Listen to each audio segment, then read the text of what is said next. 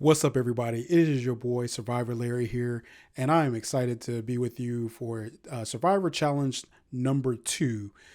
We did a great job and just kind of chopping it up for just the challenge number 1. That challenge number 1 was talking about energizing your mornings, how to create mindful routines, and today we're going to jump right into our topic for today, which is how to unplug to recharge. The power of a digital detox. Now, a lot of people say, oh, I fast, I get off social media for a month or a few weeks just to get off of it. And, or unplugging to recharge is, oh, I go on vacation. And those are all great things. And you should do those. But this is just taking a more mindful approach about how much you spend on technology and your devices. And so the reason why I wanted to talk about this is because again, in order to be able to overcome the challenges in our life, we have to be clear, we have to be lucid, and one of those things that takes that lucidness from us or that clarity from us is the technology that we are on, the social media. And it's not that social media or technology is bad. It's just how much we use it, how we balance our lives with the usage of it.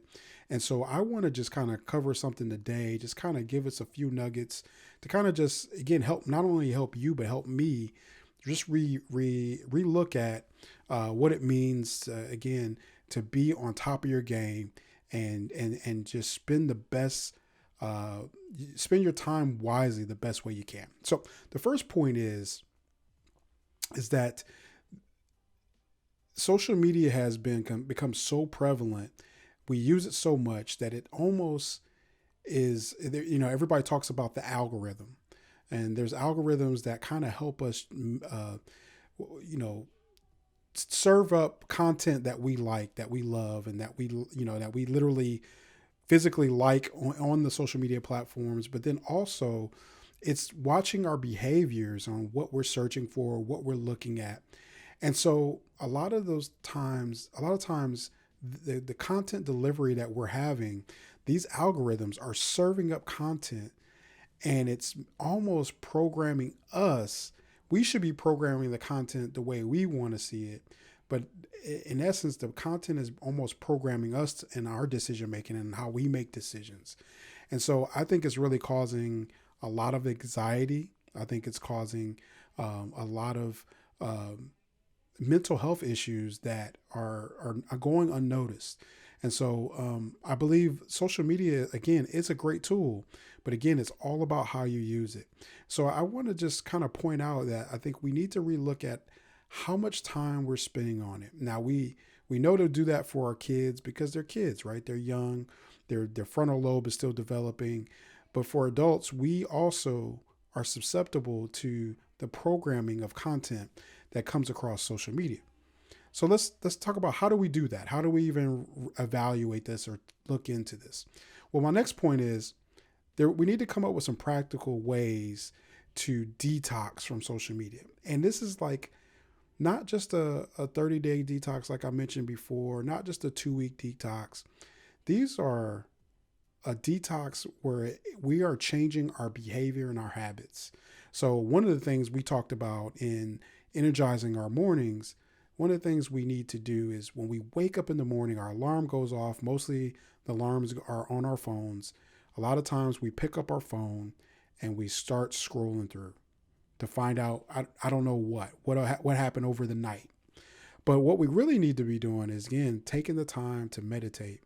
And so really what this detox is, in the way that I'm explaining it, is this detox is a way of changing your behavior to not going first to technology, but going first inside and internally. And I believe as we do that, we get the chance to evaluate ourselves more. We get a chance to take moments for calmness and meditation. And again, not that deep meditation that we think people are talking about.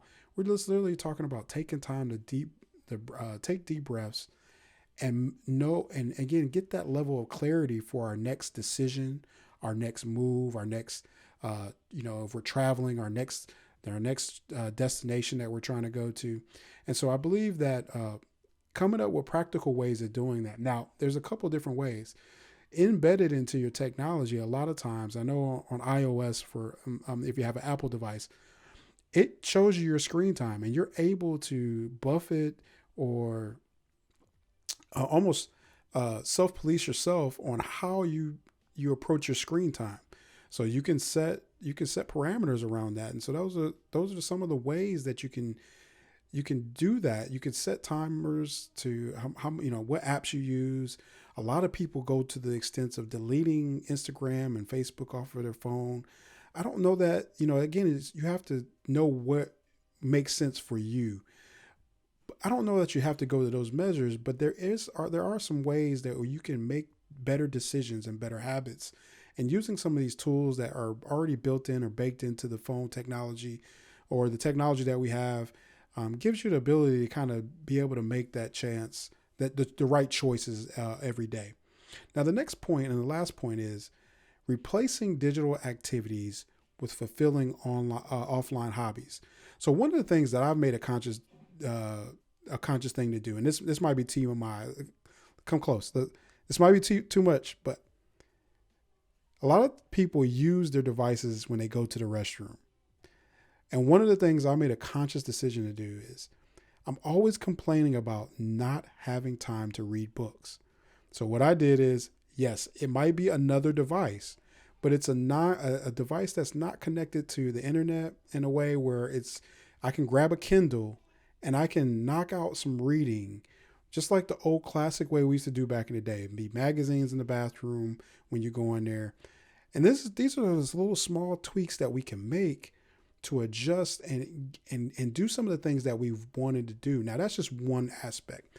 Now, there's other opportunities to look for ways. One of the things that I do for my daughter, and I know, again, you said, well, we know to do this for our kids, but we also have to do this as adults.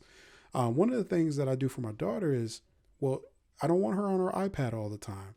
So a lot of times we'll consciously get out of the house, go outside, and we'll bike ride, we'll go out and play games outside, and try to get her out of the house and off of technology.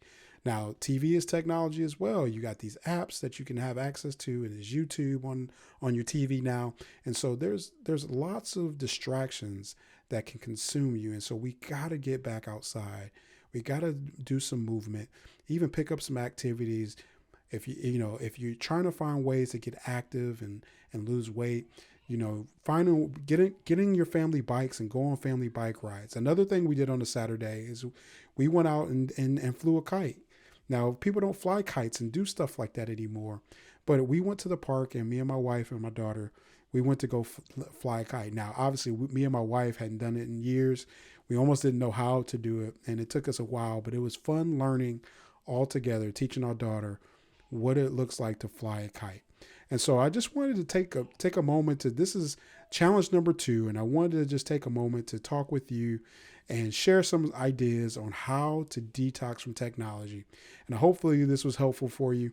Again, thank you for coming by and checking our content out on this channel. As always, we are super thankful and blessed that you're here. Please, if you want to know about the next video coming up, like and subscribe. We appreciate you doing that. Hit the notification bell. You'll learn about other videos that are coming up. And sometimes we go live. We've got some content coming. There are lots of great content coming. I'm going to be doing some interviews, and it's going to be awesome. So keep posted. Stay in tune with the challenge, the Survivor Challenge. And I'm really thankful that you are here and that you are checking out our channel. Thanks. Have an awesome day. We'll see you next time.